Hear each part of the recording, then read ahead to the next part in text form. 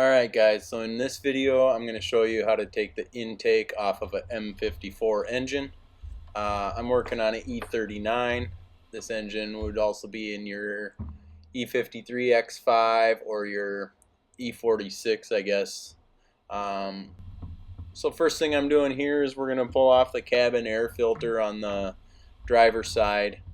You probably have to pull the whole thing off on the E53 or the E46. But just the driver's side on the E39 will get you enough room here. It's held on by this little clip, and there's a little rubber oval shaped thing here that goes into a little hole. The lid also goes through these tabs. After we got that out of the way, we're going to pull the air box. For that I'm using a flathead screwdriver. I like to use my long one all the time, and a 10mm socket for the airbox bolt. Got to unplug the mass airflow sensor and get the wire clip off of there, and then you should be able to lift the airbox out of the way. So here's what holds the airbox in. You got your 10mm bolt. There's these two rubber protrusions here that go into little slots on the car. I'll show you here.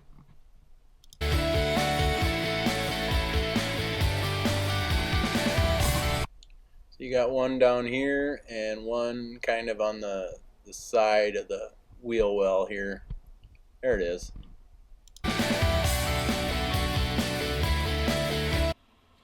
Remove the beauty cover. That's held on by 10mm as well.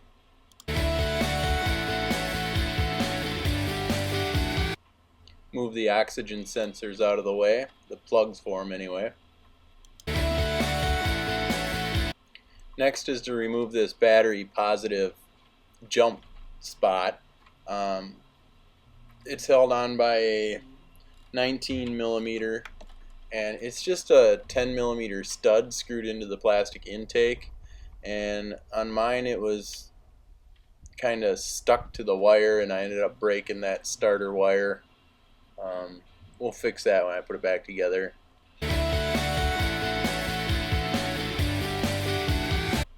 The next thing I did was unplug the fuel line. It's just like a little quick connect coupler, and I was able to just do it with my hands by just pushing the plastic collar in and slipping that thing off of there.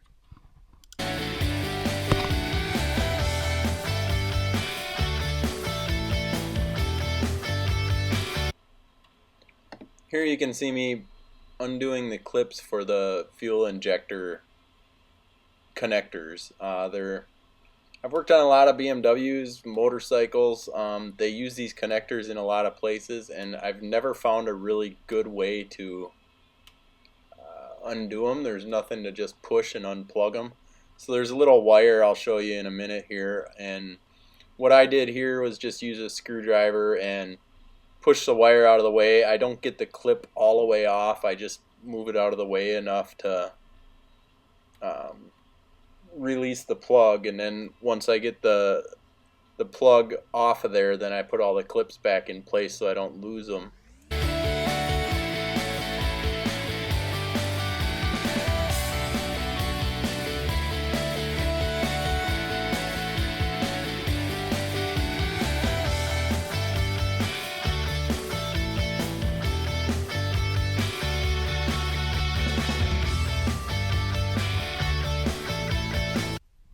So here's what they look like. I've already pushed the wires back on. And when you're installing them, you can just push them on over the injector and those wires will spring into place.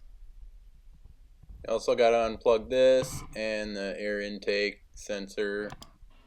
Here you'll see me removing the little holder for the dipstick. You got to unplug the breather line from the dipstick tube and unbolt it from the side of the engine to move it out of the way a little bit. Used a 13mm socket for that. Intake boots up next. I got my long flat screwdriver out again. There's a little tube going to the idle control motor, and then there's the big boot on the throttle body. Mine ripped as I pulled it off. It everything rubber and plastic on this car is pretty much old and brittle, so I've broken quite a few plastic and rubber pieces since I got it. You can see the tape on my breather line going to the valve cover there.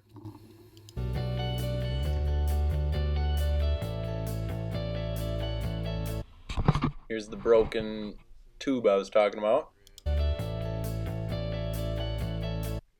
And the other end.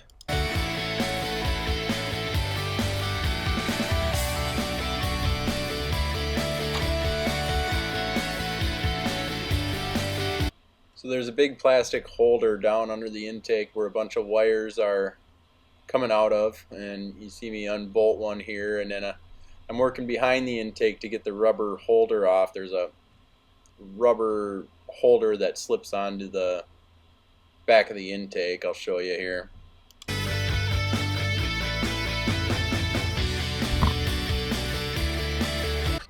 This is the tab that we're working with, and this is the rubber holder. Next thing I did was unbolt the intake, maybe a little out of order, but it's okay to have it loose so I could wiggle things around and see what else was holding it. I used a 11mm socket with an extension to get in there and get the nuts off.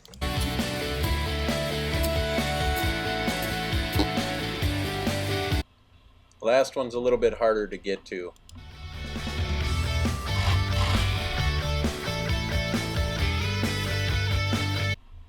Kind of loose, not quite there yet.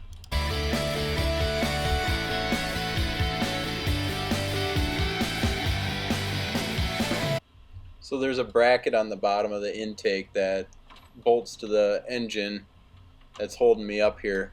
I was trying to just pull it complete, but you do have to pull the throttle body off. I used a 10mm ratchet, 10mm socket on a quarter drive ratchet, and there's 4 bolts holding on the throttle body. You can see me working those loose here.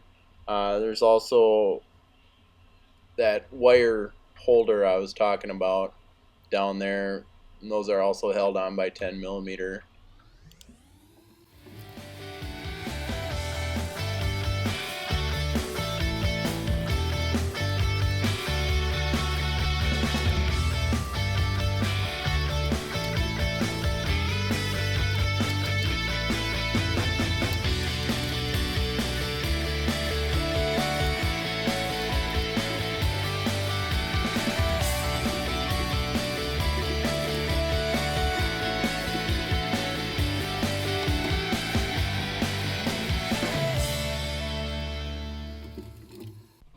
There it is, throttle body.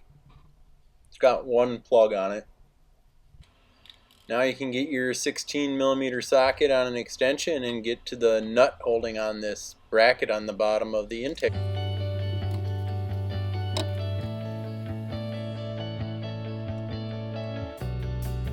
And here's the bracket I'm talking about.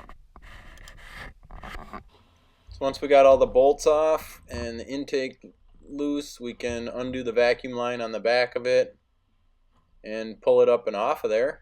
Make sure you have that DISA valve unplugged as well.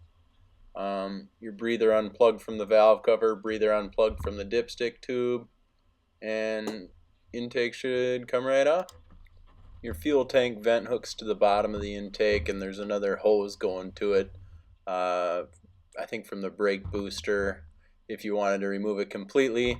I just flopped it out of the way because I'm just trying to get to the starter, which can be replaced without removing the intake, but I'm trying to investigate a little ring gear grinding issue here, so I wanted to get a good look at the ring gear through the starter hole. That's it, intake's off. Now you can get to your starter, coolant lines, anything else you might be after under there. Thanks for watching.